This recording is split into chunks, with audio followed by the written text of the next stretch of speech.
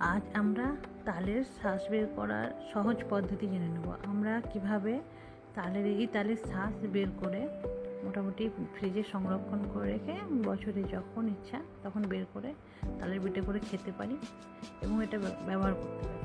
তার জন্য প্রথমে আমরা তালের যে উপরের যে অংশটা আছে কালো ছালটা, সেটাকে এভাবে আস্তে আস্তে করে ছাড়িয়ে নেবো। সাবধানে ছাড়াতে হবে, না হলে এটা হাত কেটে যাওয়ার সম্ভাবনা থাকে। আমার কেটে গেছে, তো এটা ছাড়ানোর সময় একটু সাবধানে ছাড়িয়ে নিয়ে ভালো করে আটিগুলোকে একটা একটা করে আলাদা করে নেবো।